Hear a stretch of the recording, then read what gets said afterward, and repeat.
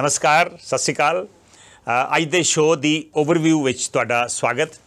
अज मैं दो मुद्दों उत्ते गल करन जा रहा हाँ। पंजाब एडवोकेट जनरल ऑफिस एक बार फिर चर्चा च है। करीब 4 महीने पहलों बने AG अनमोल रतन सिद्धू ने अपने अहुदे तो कुछ निजी कारणों करके इस्तीफा दे दिता है। की हन ये निजी कारण?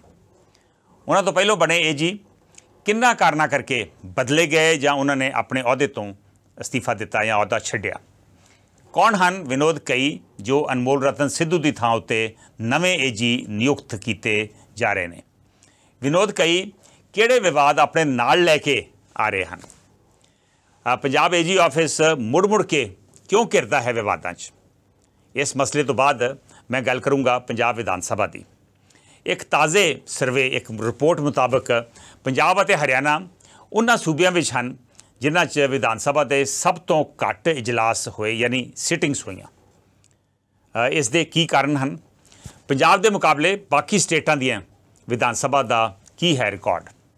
साल च विधान सभा दियां घट्टो घट कितनियां सिटिंग्स होनियां चाहिए ने? इस बारे भी मैं विश्लेषण करूँगा, पर पहलों गल करते हैं एडवोकेट जनरल दफ्तर की अते उस नाल जुड़े विवादां की। क्यों दिता इस्तीफा पंजाब AG अनमोल रतन सिद्धू ने? इस तो पहलों कि मैं इस्तीफे ते आवां, मैं ये कहना चाहना वां कि जो सीनियर अफसरां दियां नियुक्तियां नूं लैके पंजाब च हो रहा वा, ये पंजाब च आम आदमी पार्टी सरकार वास्ते, भगवंत मान सरकार वास्ते एक चिंता का गहरी चिंता का विषय वा। पहलों उन्होंने पंजाब सरकार नूं नवां चीफ सैकटरी लाना पिया, फिर DGP लाना पिया और हुण जिहड़ा AG है उन्हें इस्तीफा देता और नवा AG लग रहा वा। ये सब कुछ पिछले 3-4 महीनों के वैसे तो जो नवी सरकार बनती है उस वेले ही कुछ तब्दीलियां कीतियां जांदियां, पर एक बारी सरकार तुर पैंदी है जो 3-4-5 महीने हो जाते हैं उदों नॉर्मली इहो जिहियां तब्दीलियां नहीं कीतियां जांदियां। हुण सारे अफसरां नूं चेंज किया वा पिछले करीब 2-3 हफ्तियां दे विच। ये की दर्शाउंदा वा? सो मेरा ख्याल है कि सरकार नूं इस बारे जरूर चिंतन करना चाहिए वा कि इहदा की असर हो रहा वा, लोकां 'च की मैसेज जा रहा वा। हुण आपां आउने अनमोल रतन सिद्धू के इस्तीफे ते। वैसे तो सिद्धू ने इस्तीफा देण लग्गियां कहा वा कि वो इस्तीफा निजी कारणों करके दे रहे हैं, पर आपां नूं पता ही है कि सियासत दे विच बहुते निजी कारण भी सियासी कारण होंदे आ। ठीक है, कुछ केसिस दे विच जिथे कोई हादसा हो जाए या कुछ कारणों करके वाकई निजी कारण हो भी सकते हैं, लेकिन बहुते केसिस दे विच ये निजी कारण जिहड़े ने सियासी कारण ही होंदे आ। जिहड़े जानकार सूत्र आ सरकार दे विच या AG ऑफिस या हाई कोर्ट दे विच, उन्हां मुताबक 3-4 मसलियां करके पंजाब दे AG अनमोल रतन सिद्धू थोड़ा अनकंफर्टेबल कुछ हफ्तियां तो फील कर रहे सी। और सब तो वड्डा मसला सीगा AG लॉ ऑफिसर्स का। AG ऑफिस दे विच जिहड़े लॉ ऑफिसर्स लगदे उन्हां दी नियुक्ति का। हर सरकार दे ऑलमोस्ट 100-150 पौने 200 के करीब लॉ ऑफिसर्स होंदे आ। और जिस वेले अनमोल रतन सिद्धू ने अपना अहुदा संभालिया 19 मार्च नूं, थोड़े दिनों बाद सरकार ने कहा कि असीं बड़े पारदर्शी तरीके दे नाल लॉ ऑफिसर्स अपॉइंट करने हैं। और फिर अप्रैल 22 या 23 अप्रैल नूं सरकार ने अपनी मंशा जाहिर की, वैबसाइट ते पाया कि असीं 178 लॉ ऑफिसर्स अपॉइंट करने हैं। उन्हां चों 150 या 55 जिहड़े आ या 157 चंडीगढ़ च होणगे और बाकी 20-22 जिहड़े आ वो दिल्ली च होणगे। नॉर्मली ये जिहड़ियां नियुक्तियां वा इन्हां दे विच 2 AG तो इलावा सीनियर एडिशनल एडवोकेट जनरल लगते हैं और फिर ऑलमोस्ट 30-32 एडिशनल एडवोकेट जनरल होंगे हैं और फिर ज़्यादा डिप्टी एडवोकेट जनरल और असिस्टेंट एडवोकेट जनरल होंगे। ऑलमोस्ट करीब 70 के करीब असिस्टेंट एडवोकेट जनरल होंगे हैं। ये नियुक्तियां 3 महीने हो गई जो सरकार ने अपनी मंशा जाहिर की है। लिस्ट बनी, लिस्ट AG और CM ऑफिस डिस्कस होगी, लिस्ट दिल्ली गई, वापस आ गई और कुछ नावां ते सहमति नहीं बन रही। आम आदमी पार्टी दे विच इस वेले 2-3 पावर सेंटर काम कर रहे हैं। कोई ना कोई पावर सेंटर जिहड़ा सी किसी ना किसी नां ते ऑब्जेक्ट करता सी। जिहड़े नां AG नूं पसंद सीगे, AG चाहुंदा सी भी मेरी टीम का हिस्सा होण और उन्हां ते CM की जे सहमति बनती सी तो कई बार दिल्ली की टीम जिहड़ी है या दिल्ली के जिहड़े लीडर ने वो उन्हां ते सहमति नहीं सी चाहुंदे। दिल्ली के लीडर कुछ अपने दिल्ली के बंदे उहदे लिस्ट दे विच पाउणा चाहुंदे सी। कुछ MLAs और मिनिस्टर जिहड़े सी वो चाहुंदे सी भी जिहड़े जिलिਆਂ ਦੇ ਵਿੱਚ जिहड़े वकील ने वो भी इस लिस्ट के विच एडजस्ट किए जाण। लेकिन सुनिया वा कि AG का कहना सी, हाली इस गल की पुष्टि नहीं हुई, AG का कहना सी कि आफ्टर ऑल उन्होंने हाई कोर्ट और सुप्रीम कोर्ट के पंजाब नूं डिफेंड करना वा। सो इस करके तजर्बे वाले बंदे उत्थे लाने चाहिए आ। और वो भी चाहते सी भी जिहड़े पिछले सरकार ने जिहड़े कोई लाए सी उन्हां चों कुछ बंदे जिहड़े आ जिहड़ी कांग्रेस सरकार वेले लॉ ऑफिसर्स लगे सी कुछ बंदे नूं कंटिन्यू करन दईए। जदों उन्होंने हाँ गल कही तो आम आदमी पार्टी का एक हिस्सा जिहड़ा वा वो कहण लग पिया भी ये एडवोकेट जनरल शायद कांग्रेस वालियां दे भी नेड़े आ। सो इसे करके ये कांग्रेस वाले जिहड़े लॉ ऑफिसर्स आ रिटेन करना चाहुंदे। सो इस गल दे उत्ते फिर सहमति नहीं बनी और 2-3 वारी लिस्ट उत्ते थल्ले गई और अज हुण 4 महीने हो गए सरकार बनी नूं, हाली तक वो लिस्ट जिहड़ी है लॉ ऑफिसर्स की लिस्ट बाहर नहीं आई और AG पुराने लॉ ऑफिसर्स ने उन्होंने एक्सटेंशन दे के उन्होंने नाल ही अपना काम चला रहा है। हालांकि AG ने इन्हां हालातों दे विच बहुत अच्छा काम किया और लॉरेंस बिश्नोई और होर गैंगस्टर्स जिहड़े ने उन्होंने दिल्ली तो पुलिस रिमांड के उपर इत्थे लैके आंदा गया, उन्होंने कोर्ट नूं कन्विंस करके उन्होंने लियांदा इत्थे और पुलिस नूं उहदे ते कामयाबी भी हुण पिछले दिनां दे विच मिली आ। सो एक तो लॉ ऑफिसर्स का जिहड़ा रेड़का वा ये भी एक कारण सी जिहदे करके अनमोल रतन सिद्धू उन्होंने लगता सी भी जे अपनी मैं टीम ही नहीं फॉर्म कर सकता तो फिर मेरा की फायदा वा। इस तो इलावा जिहड़े एडवोकेट जनरल दे विच एडवोकेट जनरल ऑफिस दे विच जिहड़े लॉ ऑफिसर्स लगने आ उन्हां दे विच एक लॉ जिहड़ी SC कमिशन है नैशनल शेड्यूल कास्ट कमिशन ने एक हिदायतां जारी कीतियां सी भी उहदे जिहड़ा राखवांकरण बनदा राखवांकरण आ वो SC वास्ते रखा जाए कि कुछ लॉ ऑफिसर्स SC वर्ग के भी जरूर होने चाहिए। सरकार का रवैया सी भी नहीं सिर्फ मैरिट बेस्ड सिलैक्शन होनी चाहिए लॉ ऑफिसर्स की जिहदे नाल AG भी सहमत सन। सरकार के कहण दे उत्ते AG ने पटिशन फाइल की हाई कोर्ट च national commission of schedule caste के खिलाफ। उत्थे सरकार के हक च फैसला आने वाला सी तो फिर उन्हें चिर नूं बहुत प्रैशर बन गया SC वर्ग तो और उस प्रैशर के दबाव हेठ सरकार ने AG नूं कहा कि वो जिहड़ा हाई कोर्ट तुसीं पटिशन दायर की है वो वापस ले लो। ये करके भी AG की पोजीशन काफ़ी खराब हुई, उन्होंने एम्बैरसमेंट झेलनी पई। सो ये भी एक कारण बनया। फिर 3-4 केसिस दे विच हाई कोर्ट ने फटकार लाई या सरकार नूं राहत नहीं दी और वो पोलीटिकल केसिस आ। तुहानूं पता ही है कि एक भाजपा का नेता सी नवीन जिंदल उहदे खिलाफ मोहाली केस रजिस्टर होया सी, कुमार विश्वास के अरेस्ट वारंट इशू होए, उस तो इलावा तजिंदर बग्गा नूं पुलिस अरेस्ट करन भी गई। इन्हां सारे केसिस दे विच हाई कोर्ट ने पंजाब सरकार नूं फटकार लाई या पंजाब सरकार नूं राहत नहीं दी और इन्हां दूजे लोकां नूं कुमार विश्वास नूं तजिंदर बग्गा नूं नवीन जिंदल नूं इन्हां नूं राहत देती। इहदे च भी सरकार नूं लगदा सी भी AG ऑफिस ने सरकार का पक्ष जिहड़ा चंगी तरह पूरिया नहीं हाई कोर्ट दे विच, लेकिन AG ऑफिस दे विच वकीलों के विच एक फीलिंग सीगी कि ये केसिस पोलीटिकली मोटिवेटेड सी, केस रजिस्टर ही नहीं सी होने चाहिए। सो ये भी थोड़ी जी after all difference of opinion बनया। जिहड़ा अनमोल रतन ने रिजाइन करन तो बाद जिहड़ा ट्वीट किया वा वो बहुत डूंगा ट्वीट है। उहदे च उन्होंने आफ्टर ऑल जिहड़ा AG हुंदा वा वो सरकार का नुमाइंदा हुंदा और जिहड़ा CM आ उहदा विश्वास पात्र हुंदा, उहदा कॉन्फिडेंट हुंदा। लेकिन इस ट्वीट दे विच AG ने धन्नवाद इस्तीफा देन लग्या धन्नवाद सिर्फ भगवंत मान का नहीं किया, उन्होंने अरविंद केजरीवाल और राघव चड्ढा का भी किया। सो एक तरीके नाल वो साबित कर गए कि ये 3 पावर सेंटर जिहड़े इत्थे काम कर रहे। सो शायद ये भी एक कारण बनया कि ये 3 पावर सेंटर्स दे विच एक AG का चलना काफ़ी मुश्किल है। सो ये भी एक कारण हो सकता वा। हुण बाकी देखते हैं कि अगले दिनों के विच असली गल बाहर निकल के आउंदी है या ये हमेशा वास्ते राज ही रह जूगा और सिर्फ अटकलां ही लाइयां जांदियां रहणगियां। हुण आपां सैकंड मसले ते आउने, सैकंड इशू ते। पहले जिहड़े AG सन उन्हां बारे की कॉन्ट्रोवर्सीज रहियां। जदों अतुल नंदा नूं अमरिंदर सिंह ने AG लाया तो अतुल नंदा जिहड़े ने उन्होंने बहुत कॉन्फिडेंट सीगे, उन्होंने परसनल केसिस के वकील भी सी, दिल्ली प्रैक्टिस करते सी, वो भी उत्थे प्रैक्टिस करते सी। तो उन्होंने वाइफ रमीज़ा हकीम चंगे वकील मने जाते वो भी उत्थे प्रैक्टिस करते सी। इन्हां दोवां नूं इत्थे लिया के AG लाया गया और रमीज़ा हकीम नूं एडिशनल एडवोकेट जनरल लाया गया। लेकिन हौली हौली एक फीलिंग बन गई कि एडवोकेट जनरल आप पेश नहीं होंदे और बहुत ज़्यादा पैसे दे के दिल्ली तो वकील चंडीगढ़ भी पेश किए जाते हैं। कई केसिस दे विच जिहड़े बेअदबी वगैरह के केसिस दे विच कई वकीलों नूं एक पेशी वास्ते 10-10, 20-20, 25-25 लाख रुपया दिता गया। ये प्रताप सिंह बाजवा ने उदों इल्ज़ाम लाया सीगा भी एक केस नूं डिफेंड करने वास्ते शायद सरकार ने 5.5 करोड़ रुपया लाता। हुण पता नहीं वो फिगर सही है कि नहीं, पर एक फीलिंग हो गई कि अतुल नंदा पंजाब का सही तरीके नाल कोर्ट्स दे विच पक्ष पूर नहीं रहे। और जिस वेले SIT ਦੀ ਰਿਪੋਰਟ ਜਿਹੜੀ ਆ ਸਤੰਬਰ ਦੇ ਪਹਿਲੇ ਹਫਤੇ ਦੇ ਵਿੱਚ ਕੁੰਵਰ ਵਿਜੇ ਪ੍ਰਤਾਪ ਵਾਲੀ ਜਿਹੜੀ SIT ਦੀ ਰਿਪੋਰਟ ਸੀਗੀ ਉਹ ਹਾਈ ਕੋਰਟ ਨੇ ਖਾਰਿਜ ਕਰਤੀ।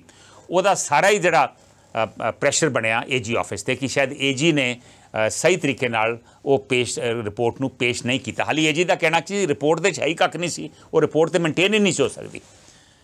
ਉਹਨਾਂ ਦਿਨਾਂ ਦੇ ਵਿੱਚ ਹੀ ਤੁਹਾਨੂੰ ਯਾਦ ਹੋਊਗਾ ਸ਼ਾਇਦ ਉਸ ਤੋਂ ਪਹਿਲੋਂ ਅਪ੍ਰੈਲ ਦੇ ਵਿੱਚ ਸੁਮੇਧ ਸਿੰਘ ਸੈਣੀ ਨੂੰ ਨਹੀਂ ਸਤੰਬਰ ਦੇ ਵਿੱਚ ਸੁਮੇਧ ਸਿੰਘ ਸੈਣੀ ਨੂੰ ਇਹ ਗੱਲ ਹੈਗੀ SIT ਦੀ ਜਿਹੜੀ ਰਿਜੈਕਸ਼ਨ ਹੈ ਕੋਰਟ ਵੱਲੋਂ, ਇਹ ਅਪ੍ਰੈਲ ਦੀ ਗੱਲ ਆ।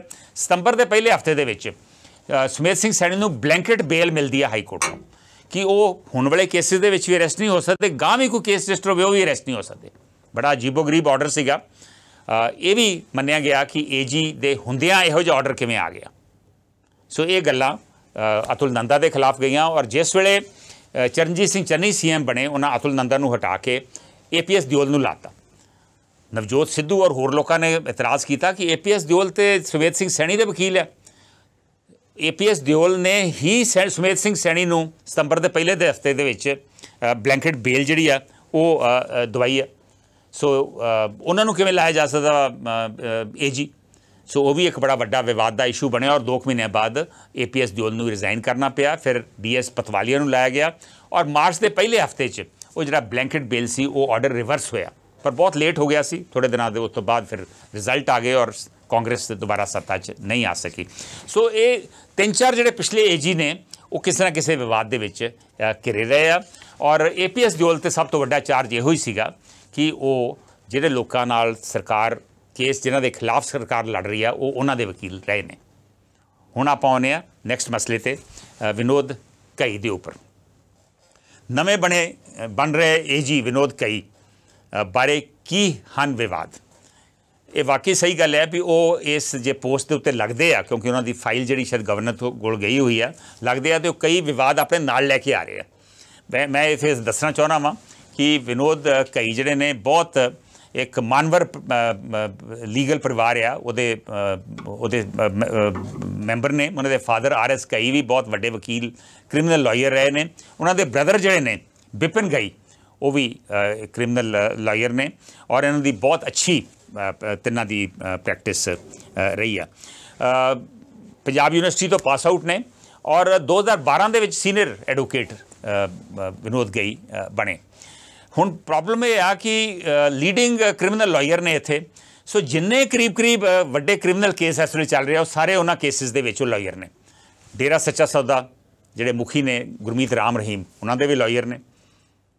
ਇੱਕ ਕੇਸ ਨਹੀਂ ਜਿੰਨੇ ਵੀ ਕੇਸ ਚੱਲ ਰਹੇ ਸਾਰਿਆਂ ਦੇ ਵਿੱਚ ਉਹਨਾਂ ਦੇ ਉਹ ਲਾਇਰ ਨੇ। ਇਸ ਤੋਂ ਇਲਾਵਾ ਸੁਮੇਧ ਸਿੰਘ ਸੈਣੀ ਵਾਸਤੇ ਵੀ APS ਦਿਓਲ ਦੇ ਨਾਲ ਉਹ ਪੇਸ਼ ਹੁੰਦੇ ਰਹੇ ਆ। ਸਤੰਬਰ 2021 ਦੇ ਵਿੱਚ ਵੀ ਪੇਸ਼ ਹੋਏ ਆ। ਉਸ ਤੋਂ ਇਲਾਵਾ ਭਾਰਤ ਭੂਸ਼ਣ ਆਸ਼ੂ ਜਿਹੜੇ ਕਾਂਗਰਸ ਦੇ ਲੀਡਰ ਨੇ ਉਹਨਾਂ ਵਾਸਤੇ ਵੀ ਉਹ ਪੇਸ਼ ਹੁੰਦੇ ਰਹੇ ਆ। ਸ਼ੁਭਨਪ੍ਰੀਤ ਜਿਹੜੇ ਮੂਸੇਵਾਲਾ ਦੇ ਮੈਨੇਜਰ ਮੰਨੇ ਜਾਂਦੇ ਜਿਨ੍ਹਾਂ ਦਾ ਨਾਮ ਵਿੱਕੀ ਮਿੱਡੂ ਖੇੜਾ ਕੇਸ 'ਚ ਵੱਜਦਾ ਵਾ, ਉਹਨਾਂ ਦੇ ਵੀ ਇਹ ਵਕੀਲ ਨੇ। ਔਰ ਹੋਰ ਵੀ ਬਹੁਤ ਸਾਰੇ ਕੇਸਿਸ ਨੇ ਜਿਨ੍ਹਾਂ ਦੇ ਇਹ ਵਕੀਲ ਰਹੇ ਨੇ। ਡਾਕਟਰ ਵਿਜੇ ਸਿੰਗਲਾ ਜਿਨ੍ਹਾਂ ਦੇ ਖਿਲਾਫ ਕਰਪਸ਼ਨ ਦਾ ਕੇਸ ਆ, ਆਮ ਆਦਮੀ ਪਾਰਟੀ ਸਰਕਾਰ ਨੇ ਫਾਈਲ ਕੀਤਾ, ਉਹਨਾਂ ਦੇ ਵੀ ਵਕੀਲ ਹੈ। ਤੇਜਿੰਦਰ ਬੱਗਾ ਜਿਨ੍ਹਾਂ ਦੇ ਖਿਲਾਫ ਜਿਨ੍ਹਾਂ ਦੇ ਅਰੈਸਟ ਵਾਰੰਟ ਪੰਜਾਬ ਸਰਕਾਰ ਨੇ ਇਸ਼ੂ ਕੀਤੇ ਆ, ਉਹਨਾਂ ਦੇ ਵੀ ਵਕੀਲ ਨੇ। ਸੋ ਇਹਨਾਂ ਹਾਲਾਤਾਂ ਦੇ ਵਿੱਚ ਕੀ ਉਹ ਪੰਜਾਬ ਸਰਕਾਰ ਵਾਸਤੇ ਸਹੀ ਤਰੀਕੇ ਨਾਲ ਆਪਣਾ ਪੱਖ ਸਰਕਾਰ ਦਾ ਪੱਖ ਪੇਸ਼ ਕਰ ਸਕਣਗੇ? ਬਹੁਤ ਵੱਡਾ ਸਵਾਲ ਹੈ ਔਰ ਇਸੇ ਕਰਕੇ ਸਾਰੇ ਪਾਸਿਓਂ ਇਸ ਨਿਯੁਕਤੀ ਦੀ ਆਲੋਚਨਾ ਹੋ ਰਹੀ ਆ। ਪ੍ਰਤਾਪ ਸਿੰਘ ਬਾਜਵਾ ਨੇ ਵੀ ਇਹਦੀ ਆਲੋਚਨਾ ਕੀਤੀ, ਸੁਨੀਲ ਜਾਖੜ ਨੇ ਵੀ ਕੀਤੀ, ਰਾਜਾ ਵੜਿੰਗ ਨੇ ਵੀ ਕੀਤੀ। ਉਧਰ ਦਿੱਲੀ ਗੁਰਦੁਆਰਾ ਮੈਨੇਜਮੈਂਟ ਕਮੇਟੀ ਨੇ ਵੀ ਇਹਦੀ ਆਲੋਚਨਾ ਕੀਤੀ ਆ। ਹਰਿਆਣਾ ਮੈਨੇਜਮੈਂਟ ਕਮੇਟੀ ਜਿਹੜੀ ਆ ਉਹਦੇ ਬਲਜੀਤ ਸਿੰਘ ਦਾਦੂਵਾਲ ਨੇ ਵੀ ਇਹਦੀ ਆਲੋਚਨਾ ਕੀਤੀ ਆ। ਜਿਹੜੇ ਪੀੜਿਤ ਪਰਿਵਾਰ ਆ ਫਾਇਰਿੰਗ ਦੇ, ਜਿਵੇਂ ਕ੍ਰਿਸ਼ਨ ਭਗਵਾਨ ਸਿੰਘ ਦੇ ਜਿਹੜੇ ਬੇਟਾ ਸੁਖਰਾਜ ਸਿੰਘ, ਉਹਨਾਂ ਨੇ ਵੀ ਕਿਹਾ ਜੀ ਅਸੀਂ ਹੁਣ ਇਨਸਾਫ ਦੀ ਆਸ ਕਿੱਥੋਂ ਕਰੀਏ। ਸੋ ਇਸ ਕਰਕੇ ਇਸ ਨਿਯੁਕਤੀ ਦੀ ਸਾਰੇ ਪਾਸੇ ਆਲੋਚਨਾ ਹੋ ਰਹੀ ਆ ਔਰ ਮੇਰਾ ਮੰਨਣਾ ਵਾ ਕਿ ਇਹ ਬੜਾ ਮੁਸ਼ਕਿਲ ਹੋ ਜੂਗੀ ਸਰਕਾਰ ਨੂੰ ਇਸ ਨਿਯੁਕਤੀ ਨੂੰ ਜਸਟੀਫਾਈ ਕਰਨਾ। ਸੋ ਹੋ ਸਕਦਾ ਵਾ ਜਿਵੇਂ APS ਦਿਓਲ ਨੂੰ ਬਦਲਣਾ ਪਿਆ ਸੀ, ਉਹੀ ਪੋਜੀਸ਼ਨ ਇਸ ਵੇਲੇ ਵਿਨੋਦ ਕਈ ਦੀ ਆ। ਹੋ ਸਕਦਾ ਅਗਲੇ ਦਿਨਾਂ ਦੇ ਵਿੱਚ ਆਮ ਆਦਮੀ ਪਾਰਟੀ ਦੀ ਸਰਕਾਰ ਦੇ ਉੱਪਰ ਵੀ ਇੰਨਾ ਕੁ ਪ੍ਰੈਸ਼ਰ ਬਣ ਜਾਵੇ ਕਿ ਇਹਨਾਂ ਨੂੰ ਵੀ ਵਿਨੋਦ ਕਈ ਨੂੰ ਬਦਲਣਾ ਪਵੇ ਔਰ ਹੋਰ ਕਿਸੇ ਨੂੰ ਅਪੁਆਇੰਟ ਕਰਨਾ ਪਵੇ। 2-3 ਹੋਰ ਨਾਮ ਵੱਜ ਰਹੇ ਆ। ਇੱਕ ਪੁਨੀਤ ਬਾਲੀ ਦਾ ਨਾਂ ਚੱਲ ਰਿਹਾ ਵਾ ਔਰ ਦੂਜਾ GS ਬਲ ਦਾ ਨਾਂ ਚੱਲ ਰਿਹਾ। ਹੁਣ ਦੇਖਦੇ ਹਾਂ ਕਿ ਵਾਕਈ ਸਰਕਾਰ ਆਪਣੇ ਫੈਸਲੇ ਤੇ ਅੜੀ ਰਹਿੰਦੀ ਆ ਜਾਂ ਫੈਸਲਾ ਚੇਂਜ ਕਰਦੀ ਹੈ। ਇਹ ਅਗਲੇ ਦਿਨਾਂ ਦੇ ਵਿੱਚ ਦੇਖਣਾ ਹੋਵੇਗਾ। ਹੁਣ ਆਪਾਂ ਨੈਕਸਟ ਇਸ਼ੂ ਦੇ ਉੱਤੇ ਆਉਂਦੇ ਹਾਂ। ਪੰਜਾਬ AG ਆਫਿਸ ਮੁੜ ਕਿਉਂ ਘਿਰਦਾ ਹੈ ਵਿਵਾਦਾਂ ਦੇ ਵਿੱਚ? ਬੜਾ ਇੰਟਰਸਟਿੰਗ ਸਵਾਲ ਹੈ। ਸ਼ਾਇਦ ਇਸੇ ਕਰਕੇ ਇਸ ਵੇਲੇ 5ਵਾਂ AG ਜਿਹੜਾ ਵਾ ਪਿਛਲੇ ਕਰੀਬ 7-8 ਮਹੀਨਿਆਂ ਦੇ ਵਿੱਚ ਲੱਗਣ ਜਾ ਰਿਹਾ। ਦੁਬਾਰਾ ਵਿਵਾਦ ਇਸ ਕਰਕੇ AG ਆਫਿਸ ਬਾਰੇ ਹੁੰਦਾ ਕਿਉਂਕਿ AG ਆਫਿਸ ਦਾ ਦੁਰਉਪਯੋਗ ਕੀਤਾ ਜਾ ਰਿਹਾ ਸਾਡੇ ਸਿਆਸੀ ਲੀਡਰਾਂ ਵੱਲੋਂ। AG ਜਿਹੜਾ ਹੁੰਦਾ ਵਾ ਉਹ ਮੁੱਖ ਮੰਤਰੀ ਦਾ ਔਰ ਸਰਕਾਰ ਦਾ ਮੁੱਖ ਲਾਅ ਆਫਿਸਰ ਹੁੰਦਾ ਵਾ, ਸਰਕਾਰ ਨੂੰ ਕਾਨੂੰਨੀ ਮਸਲਿਆਂ ਦੇ ਉੱਤੇ ਸਲਾਹ ਦੇਣ ਵਾਸਤੇ ਔਰ ਸਰਕਾਰ ਦਾ ਪੱਖ ਪੂਰਨ ਵਾਸਤੇ, ਸਰਕਾਰ ਨੂੰ ਹਾਈ ਕੋਰਟ ਤੇ ਸੁਪਰੀਮ ਕੋਰਟ ਦੇ ਡਿਫੈਂਡ ਕਰਨ ਵਾਸਤੇ। ਸੋ ਇਹ ਇੱਕ ਮੇਨ ਕੜੀ ਹੁੰਦੀ ਆ ਕੋਰਟਸ ਦੀ ਔਰ ਸਰਕਾਰ ਦੀ। ਸੋ ਹੋ ਕੀ ਰਿਹਾ ਵਾ ਕਿ ਉਹਦੀ ਸਲਾਹ ਲੈਣ ਦੀ ਬਜਾਏ ਉਹਨੂੰ ਦੱਸਿਆ ਜਾਂਦਾ AG ਨੂੰ ਵੀ ਤੂੰ ਆ ਕਰ। ਇਸੇ ਕਰਕੇ ਬਹੁਤ ਸਾਰੇ ਲੋਕੀ ਜਿਹੜੇ ਨੇ AG ਲੱਗਣਾ ਨਹੀਂ ਚਾਹੁੰਦੇ ਕਿਉਂਕਿ ਉਹਨਾਂ ਸਰਕਾਰ ਆਪਣੀ ਮਨਮਰਜ਼ੀ ਉਹਨਾਂ ਤੋਂ ਕਰਵਾਉਂਦੀ ਔਰ ਸ਼ਾਇਦ ਇਹੋ ਹੀ ਕਾਰਨ ਹੋ ਸਕਦਾ, ਇਹੋ ਹੀ ਕਾਰਨ ਬਣਿਆ ਹੋਵੇ ਅਨਮੋਲ ਰਤਨ ਸਿੱਧੂ ਦੇ ਰਿਜ਼ਾਈਨ ਕਰਨ ਦਾ ਵੀ। ਜਿਹੜੇ AG ਦਾ ਸਟਾਫ ਲੱਗਦਾ ਵਾ, ਲਾਅ ਆਫਿਸਰਸ ਲੱਗਦੇ ਜਿਹੜੇ, ਉਹਦੇ 'ਚ ਵੀ ਬਹੁਤ ਜ਼ਿਆਦਾ ਸਿਆਸੀ ਦਖਲਅੰਦਾਜ਼ੀ ਹੁੰਦੀ ਆ। 5-7 ਬੰਦੇ ਮੈਰਿਟ 'ਤੇ ਲੱਗਦੇ ਆ, 10-15 ਬੰਦੇ ਮੈਰਿਟ 'ਤੇ ਲੱਗਦੇ ਆ, ਪਰ ਬਹੁਤ ਸਾਰੇ ਲੋਕੀ ਕੋਟਾ ਹੁੰਦਾ ਜੀ, ਆ CM ਕੋਟਾ ਵਾ, ਆ ਇਸ ਮੰਤਰੀ ਦਾ ਨੋਮੀਨੀ ਆ, ਕਾਂਗਰਸ ਪ੍ਰਧਾਨ ਦਾ ਜਾਂ ਆਪ ਪਾਰਟੀ ਪ੍ਰਧਾਨ ਦਾ ਨੋਮੀਨੀ ਆ ਜਾਂ ਕਨਵੀਨਰ ਦਾ ਨੋਮੀਨੀ ਆ ਵਗੈਰਾ ਵਗੈਰਾ। ਸੋ ਇਸੇ ਤਰ੍ਹਾਂ ਹੀ ਜਿਹੜੇ ਲਾਅ ਆਫਿਸਰਸ ਆ ਉਹ ਲੱਗਦੇ ਰਹੇ ਆ। ਕੋਈ ਸਮਾਂ ਸੀ ਬਹੁਤ ਨਾਮਵਰ ਲੋਕ ਜਿਹੜੇ ਨੇ ਉਹ AG ਪੰਜਾਬ ਰਹੇ। ਮੈਨੂੰ ਯਾਦ ਹੈ ਜਗਨਨਾਥ ਕੌਸ਼ਲ 60 ਦੇ ਦਹਾਕੇ ਦੇ ਵਿੱਚ ਜਿਹੜੇ ਬਾਅਦ 'ਚ ਲਾਅ ਮਿਨਿਸਟਰ ਵੀ ਇੰਡੀਆ ਦੇ ਬਣੇ। ਉਹਨਾਂ ਤੋਂ ਇਲਾਵਾ ਹੀਰਾ ਲਾਲ ਸਿੱਬਲ, ਕਪਿਲ ਸਿੱਬਲ ਦੇ ਫਾਦਰ, ਬਹੁਤ ਮਸ਼ਹੂਰ ਲਾਇਰ ਸਨ, ਉਹ ਵੀ AG ਰਹੇ। ਉਹਨਾਂ ਤੋਂ ਇਲਾਵਾ ਕੁਲਦੀਪ ਸਿੰਘ HS ਬੇਦੀ ਜਿਹੜੇ ਬਾਅਦ ਜੱਜ ਵੀ ਬਣੇ, ਉਹ ਵੀ ਇੱਥੇ AG ਰਹੇ ਨੇ। ਉਹਨਾਂ ਤੋਂ ਇਲਾਵਾ RS ਚੀਮਾ ਅਗੇਨ ਬੜੇ ਮਸ਼ਹੂਰ ਕ੍ਰਿਮੀਨਲ ਲਾਇਰ ਨੇ।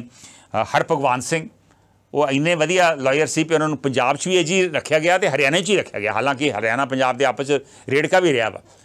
ਇਹਨਾਂ ਤੋਂ ਇਲਾਵਾ GS ਗਰੇਵਾਲ ਅਕਾਲੀ ਦਲ ਦੇ ਵੇਲੇ AG ਰਹੇ ਨੇ। ਸੋ ਬਹੁਤ ਅੱਛੇ ਸ਼ਖਸ ਜਿਹੜੇ ਨੇ ਇਸ ਪੋਸਟ ਦੇ ਉੱਤੇ ਬਿਰਾਜਮਾਨ ਰਹੇ ਨੇ। ਪਰ ਹੁਣ ਲੇਟਲੀ ਪਿਛਲੇ ਕੁਝ ਸਾਲਾਂ ਦੇ ਵਿੱਚ ਇਹ ਆਫਿਸ ਜਿਹੜਾ ਵਾ ਇਹ ਵਿਵਾਦਾਂ 'ਚ ਲਗਾਤਾਰ ਘਿਰਿਆ ਆ ਰਿਹਾ ਵਾ ਕਿਉਂਕਿ ਇਹਨੂੰ ਸਹੀ ਪ੍ਰੋਫੈਸ਼ਨਲ ਤਰੀਕੇ ਨਾਲ ਚੱਲਣ ਨਹੀਂ ਦਿੱਤਾ ਜਾ ਰਿਹਾ ਔਰ ਇੰਝ ਲੱਗ ਰਿਹਾ ਵਾ ਵੀ ਆਮ ਆਦਮੀ ਪਾਰਟੀ ਵੀ ਉਹੀ ਰਸਤਾ ਇਹਨਾਂ ਨੇ ਫੜਿਆ ਵਾ ਜੋ ਪੁਰਾਣੀਆਂ ਸਰਕਾਰਾਂ ਨੇ ਫੜਿਆ ਹੋਇਆ ਸੀ। ਹੁਣ ਆਪਾਂ ਦੂਸਰੇ ਇਸ਼ੂ 'ਤੇ ਆਉਂਦੇ ਹਾਂ। ਇਹ ਤਾਂ ਆਪਾਂ AG ਦੀ ਗੱਲ ਕਰ ਰਹੇ ਸੀ, ਹੁਣ ਆਪਾਂ ਗੱਲ ਕਰਦੇ ਹਾਂ ਵਿਧਾਨ ਸਭਾ ਦੀ। ਕੀ ਕਹਿੰਦਾ ਹੈ ਪੰਜਾਬ ਵਿਧਾਨ ਸਭਾ ਬਾਰੇ, ਕੀ ਕਹਿੰਦੀ ਹੈ ਨਵੀਂ ਰਿਪੋਰਟ ਜਾਂ ਨਵਾਂ ਸਰਵੇ? ਇੱਕ PRS ਇੱਕ ਸੰਸਥਾ ਵਾ ਜਿਹੜੀ ਲੈਜਿਸਲੇਟਿਵ ਰਿਸਰਚ ਕਰਦੀ ਆ। ਉਹਨਾਂ ਨੇ ਆਪਣੀ ਨਵੀਂ ਤਾਜ਼ੀ ਰਿਪੋਰਟ ਦੇ ਵਿੱਚ ਕਿਹਾ ਵਾ ਕਿ ਪੰਜਾਬ ਅਤੇ ਹਰਿਆਣਾ ਉਹਨਾਂ ਸੂਬਿਆਂ ਦੇ ਵਿੱਚ ਆ ਜਿੱਥੇ ਸਭ ਤੋਂ ਘੱਟ ਵਿਧਾਨ ਸਭਾ ਦੀਆਂ ਸੀਟਿੰਗਸ ਹੁੰਦੀਆਂ। ਇਹਦੇ ਬਾਰੇ ਆਪਾਂ 1-2 ਵਾਰੀ ਪਹਿਲਾਂ ਵੀ ਗੱਲ ਕੀਤੀ ਆ, ਲੇਕਿਨ ਹੁਣ ਅਫੀਸ਼ੀਅਲੀ ਇੱਕ ਰਿਪੋਰਟ ਦੇ ਵਿੱਚ ਇਹ ਗੱਲ ਸਾਬਤ ਹੋ ਗਈ ਆ। 2021 ਦੇ ਵਿੱਚ ਸਭ ਤੋਂ ਘੱਟ ਸੀਟਿੰਗਸ ਹੋਈਆਂ ਤ੍ਰਿਪੁਰਾ ਦੇ ਵਿੱਚ 11 ਸਾਰੇ ਸਾਲ ਦੇ ਵਿੱਚ, ਪੰਜਾਬ ਅਤੇ ਹਰਿਆਣਾ ਦੇ ਵਿੱਚ ਹੋਈਆਂ ਅਤੇ ਉੱਤਰਾਖੰਡ 'ਚ ਹੋਈਆਂ 14, ਦਿੱਲੀ 'ਚ ਹੋਈਆਂ 16। ਹਾਲਾਂਕਿ ਰੂਲਸ ਮੁਤਾਬਕ ਵਿਧਾਨ ਸਭਾ ਦੇ ਰੂਲਸ, ਪੰਜਾਬ ਵਿਧਾਨ ਸਭਾ ਦੇ ਰੂਲਸ ਕਹਿੰਦੇ ਆ ਵੀ ਘੱਟੋ ਘੱਟ 40 ਸੀਟਿੰਗ ਸਾਲ 'ਚ ਹੋਣੀਆਂ ਚਾਹੀਦੀਆਂ। ਇਹੋ ਜਿਹੇ ਕਈ ਸੂਬੇ ਨੇ ਜਿਨ੍ਹਾਂ ਨੇ 40 ਤੋਂ ਵੱਧ ਵੀ ਸੀਟਿੰਗ ਕੀਤੀਆਂ। ਕੇਰਲਾ ਨੇ ਫੋਰ ਐਗਜ਼ਾਮਪਲ 2021 ਦੇ ਵਿੱਚ ਕੇਰਲਾ ਨੇ 61 ਸੀਟਿੰਗਸ ਕੀਤੀਆਂ, ਉੜੀਸਾ ਨੇ 43, ਕਰਨਾਟਕਾ ਨੇ 40। ਔਰ ਹੁਣ ਨਵੀਂ ਇੱਕ ਕਮਿਸ਼ਨ ਦੀ ਇੱਕ ਰਿਵਿਊ ਇੱਕ ਕਮੇਟੀ ਆ, ਕਮਿਸ਼ਨ ਬਣਿਆ ਵਾ ਰਿਵਿਊ ਕਮਿਸ਼ਨ ਸੰਵਿਧਾਨ ਨੂੰ ਰਿਵਿਊ ਕਰਨ ਵਾਸਤੇ। ਉਹਦੀ ਸਿਫਾਰਿਸ਼ ਆ ਵੀ ਘੱਟੋ ਘੱਟ 90 ਦਿਨਾਂ ਦੀਆਂ ਸੀਟਿੰਗਸ ਹੋਣੀਆਂ ਚਾਹੀਦੀਆਂ ਵੱਡੀਆਂ ਸੂਬਿਆਂ ਦੇ ਵਿੱਚ। ਔਰ ਤੁਸੀਂ ਲਾ ਲਓ ਵੀ ਉਹ ਚਾਹੁੰਦੇ ਆ 90 ਦਿਨ ਦੀ ਸੀਟਿੰਗ ਹੋਵੇ ਅਤੇ ਸਾਡੀ ਪੰਜਾਬ ਦੀ ਸੀਟਿੰਗ 2021 ਸੀ ਸਿਰਫ 14 ਦਿਨ। ਸੋ ਇੱਕ ਤਰੀਕੇ ਨਾਲ ਮਜ਼ਾਕ ਕੀਤਾ ਜਾ ਰਿਹਾ ਵਾ। ਇੰਨੀ ਸ਼ਾਨਦਾਰ ਇਮਾਰਤ ਆ, ਇੰਨੀ ਸ਼ਾਨਦਾਰ ਹੈਰੀਟੇਜ ਬਿਲਡਿੰਗ ਆ ਵਿਧਾਨ ਸਭਾ ਦੀ, ਇੰਨਾ ਪੈਸਾ ਖਰਚਿਆ ਜਾਂਦਾ ਹਰ ਸੈਸ਼ਨ 'ਤੇ, ਹਰ ਦਿਨ ਦੀ ਸਿਟਿੰਗ ਜਿਹੜੀ ਆ ਘੱਟੋ ਘੱਟ 60-70 ਲੱਖ ਰੁਪਈਆ ਉੱਤੇ ਲੱਗ ਜਾਂਦਾ। ਸਟਾਫ ਹੈ ਵਿਧਾਨ ਸਭਾ ਦਾ, ਇਹ ਸਾਰਾ ਹੀ ਵਿਹਲਾ ਪਿਆ ਵਾ। ਸੋ ਇਸ ਕਰਕੇ ਇਹਦਾ ਦੁਰਉਪਯੋਗ ਕੀਤਾ ਜਾ ਰਿਹਾ ਵਾ। ਇਹਦਾ ਸਹੀ, ਮੈਂ ਦੁਰਉਪਯੋਗ ਨਹੀਂ ਮੈਂ ਕਹੂੰਗਾ ਸਹੀ ਇਸਤੇਮਾਲ ਨਹੀਂ ਹੋ ਰਿਹਾ ਇਸ ਸੰਸਥਾ ਦਾ, ਇੱਕ ਇੰਸਟੀਟਿਊਸ਼ਨ ਦਾ, ਜਿਹੜਾ ਹੋਣਾ ਚਾਹੀਦਾ ਵਾ। ਕਿਉਂਕਿ ਸਮਾਂ ਖਤਮ ਹੋ ਰਿਹਾ। ਮੈਂ ਲਾਸਟ ਇਸ਼ੂ 'ਤੇ ਆਉਣਾ ਹੁਣ ਕਿ ਜਿਹੜੀ ਆਮ ਆਦਮੀ ਪਾਰਟੀ ਸਰਕਾਰ ਆ ਉਹ ਬਹਾਲ ਕਰ ਸਕੂਗੀ ਵਿਧਾਨ ਸਭਾ ਦਾ ਵਜੂਦ, ਜਿਹੜਾ ਡਿੱਗਦਾ ਮਿਆਰ ਆ ਵਜੂਦ ਆ ਵੀ ਅਤੇ ਇਹਦੀ ਲੋੜ ਹੀ ਨਹੀਂ ਸ਼ਾਇਦ ਜੇ ਤੁਸੀਂ 10 ਜਾਂ 15 ਸਿਟਿੰਗਸ ਕਰੋ ਸਾਰੇ ਸਾਲ ਦੇ 'ਚ, ਇਹਦਾ ਮਤਲਬ ਤੁਸੀਂ ਕਹਿਣ ਦੀ ਕੋਸ਼ਿਸ਼ ਕਰ ਰਹੇ ਜੇ ਵੀ ਇਹਦੀ ਲੋੜ ਹੀ ਨਹੀਂ ਗੀ। ਹਾਲਾਂਕਿ ਬਾਹਰਲੇ ਮੁਲਕਾਂ ਦੇ ਵਿੱਚ ਪਾਰਲੀਮੈਂਟ ਦੀਆਂ ਔਰ ਉੱਥੋਂ ਦੀ ਜਿਹੜੀਆਂ ਵਿਧਾਨ ਸਭਾ ਵਾ, ਪ੍ਰੋਵਿੰਸ਼ੀਅਲ ਅਸੈਂਬਲੀਜ਼ ਆ, ਉੱਥੇ ਘੱਟੋ ਘੱਟ 90 ਦਿਨ ਤੋਂ ਲੈ ਕੇ 150 ਦਿਨਾਂ ਤੱਕ ਦੀਆਂ ਸਿਟਿੰਗਸ ਉੱਥੇ ਹੁੰਦੀਆਂ ਵਾ। ਪੰਜਾਬ ਸਰਕਾਰ ਜਦੋਂ ਅਸੀਂ ਆਪੋਜੀਸ਼ਨ ਦੇ ਵਿੱਚ ਸੀ, ਜਦੋਂ ਮੈਂ ਆਮ ਆਦਮੀ ਪਾਰਟੀ ਦਾ ਹਿੱਸਾ ਸੀ, ਅਸੀਂ ਕਹਿੰਦੇ ਰਹੇ ਸੀ ਜੀ ਵੀ ਸਿਟਿੰਗਸ ਹੋਰ ਹੋਣੀਆਂ ਚਾਹੀਦੀਆਂ। ਹੁਣ ਦੇ ਸਪੀਕਰ ਕੁਲਤਾਰ ਸਿੰਘ ਸੰਧਵਾ ਨੇ ਕਿਹਾ ਸੀ ਕਿ ਬਜਟ ਇਜਲਾਸ 10 ਦਿਨ ਦਾ ਕਰਾਂਗੇ। ਫਾਈਨਲੀ 10 ਦਿਨ ਦਾ ਤਾਂ ਨਹੀਂ ਹੋਇਆ, 6 ਦਿਨ ਦਾ ਹੋਇਆ, ਪਰ ਫਿਰ ਵੀ ਉਹ 9 ਸਿਟਿੰਗਸ ਉਹਨਾਂ ਨੇ ਕੀਤੀਆਂ, ਜੋ ਅੱਗੇ ਨਾਲ ਥੋੜ੍ਹੀ ਜਿਹੀ ਬਿਹਤਰ ਆ। ਅੱਗੇ ਨਾਰਮਲੀ ਬਜਟ ਸੈਸ਼ਨ ਵੀ 3-4 ਦਿਨ ਦਾ ਹੁੰਦਾ ਸੀ, 5-6 ਸਿਟਿੰਗਸ ਨਾਲ ਮੁੱਕ ਜਾਂਦਾ ਸੀ। ਐਰਕੀ ਉਹਨਾਂ ਨੇ 9 ਸਿਟਿੰਗਸ ਕੀਤੀਆਂ, ਚੰਗੀ ਗੱਲ ਹੈ। ਲਾਈਵ ਟੈਲੀਕਾਸਟ ਕੀਤਾ, ਇਹ ਵੀ ਚੰਗੀ ਗੱਲ ਹੈ। ਲੇਕਿਨ ਜਿਹੜੀਆਂ ਰਿਪੋਰਟਸ ਉੱਤੇ ਪੇਸ਼ ਕਰਨੀਆਂ ਹੁੰਦੀਆਂ, ਜਿਹੜੀਆਂ ਬਿਲਸ ਪੇਸ਼ ਕਰਨੇ ਹੁੰਦੇ ਆ, ਉਹ ਉਸੇ ਦਿਨ ਹੀ ਪੇਸ਼ ਕੀਤੇ ਗਏ ਅਤੇ ਉਸੇ ਦਿਨ ਹੀ ਪਾਸ ਕਰਤੇ ਗਏ। ਇਹ ਉਹੀ ਪਰੰਪਰਾ ਵਾ ਜਿਹੜੀਆਂ ਪਿਛਲੀਆਂ ਸਰਕਾਰਾਂ ਤੋਂ ਚੱਲ ਰਹੀ ਸੀਗੀ। ਗਲਤ ਪਰੰਪਰਾ ਵਾ। ਘੱਟੋ ਘੱਟ ਵੀ 4 ਦਿਨ ਪਹਿਲੋਂ ਇਹ ਜਿਹੜੇ ਬਿੱਲ ਦੀ ਕਾਪੀ ਜਿਹੜੀ ਆ ਇਹ ਮੈਂਬਰਸ ਨੂੰ ਦੇਣੀ ਚਾਹੀਦੀ, ਤਾਂ ਕਿ ਉੱਥੇ ਬਹਿਸ ਹੋ ਸਕੇ ਔਰ ਅੱਜ ਬਿੱਲ ਪੇਸ਼ ਹੋਵੇ ਅਤੇ ਅਗਲੇ ਦਿਨ ਜਾਂ ਉਸ ਤੋਂ ਅਗਲੇ ਦਿਨ ਉੱਤੇ ਬਹਿਸ ਹੋਵੇ, ਤਾਂ ਕਿ ਲੋਕ ਤਿਆਰੀ ਕਰਕੇ ਆਉਣ ਔਰ ਪ੍ਰੋਪਰ ਬਹਿਸ ਕਰ ਸਕਣ। ਮੇਰਾ ਆਪਣਾ ਮੰਨਣਾ ਵਾ, ਮੇਰਾ ਆਪਣਾ ਨਿੱਜੀ ਵਿਚਾਰ ਆ ਕਿ ਹਰ ਮਹੀਨੇ ਘੱਟੋ ਘੱਟ 5 ਦਿਨ ਦੀ ਸਿਟਿੰਗ ਹੋਣੀ ਚਾਹੀਦੀ ਹੈ। ਇਹਦਾ ਮਤਲਬ ਹੈ ਸਾਲ ਦੇ ਵਿੱਚ 60 ਦਿਨ ਦੀਆਂ ਸਿਟਿੰਗਸ ਲਾਜ਼ਮੀ ਹੋ ਜਾਣਗੀਆਂ ਔਰ ਬਜਟ ਸੈਸ਼ਨ 15 ਦਿਨ ਦਾ ਹੋਵੇ। ਇਹਦਾ ਮਤਲਬ ਹੈ ਘੱਟੋ ਘੱਟ 70 ਦਿਨ ਦੀਆਂ ਸਿਟਿੰਗਸ ਟੋਟਲ ਹੋਣ। ਮੈਂ ਉਸ ਵੇਲੇ ਵੀ ਕਹਿੰਦਾ ਰਿਹਾ, ਮੈਂ ਵਿਧਾਨ ਸਭਾ ਨੂੰ ਔਰ ਮੁੱਖ ਮੰਤਰੀ ਨੂੰ ਉਸ ਵੇਲੇ ਚਿੱਠੀ ਵੀ ਲਿਖੀ ਸੀ, ਲੇਕਿਨ ਕਿਸੇ ਨੇ ਉਹ ਮੰਨੀ ਨਹੀਂ। ਹੁਣ ਅਸੀਂ ਆਸ ਕਰਦੇ ਹਾਂ ਕਿ ਆਮ ਆਦਮੀ ਪਾਰਟੀ ਨੇ ਜਦੋਂ ਲਾਈਵ ਟੈਲੀਕਾਸਟ ਸ਼ੁਰੂ ਕਰਤਾ ਵਾ, ਜਦੋਂ ਉਹਨਾਂ ਨੇ ਪਹਿਲਾ ਬਜਟ ਸੈਸ਼ਨ ਪਹਿਲੋਂ ਨਾਲੋਂ ਥੋੜ੍ਹਾ ਜਿਹਾ ਬਿਹਤਰ ਲੰਬਾ ਕੀਤਾ ਵਾ, ਅਤੇ ਅਸੀਂ ਆਸ ਕਰਦੇ ਹਾਂ ਕਿ ਵਾਕਈ ਵਿਧਾਨ ਸਭਾ ਦੀਆਂ ਸਿਟਿੰਗਸ ਹੌਲੀ ਹੌਲੀ ਵਧਾਉਂਦੇ ਉਹ 40 ਦਿਨ 50 ਦਿਨ ਜਾਂ 90 ਦਿਨ ਤੱਕ ਲੈ ਜਾਣਗੇ। ਇਸ ਆਸ ਦੇ ਨਾਲ ਹੁਣ ਮੈਂ ਪ੍ਰੋਗਰਾਮ ਖਤਮ ਕਰ ਰਿਹਾ। ਮੈਨੂੰ ਦਿਓ ਇਜਾਜ਼ਤ। ਨਮਸਕਾਰ, ਸਤਿ ਸ਼੍ਰੀ ਅਕਾਲ।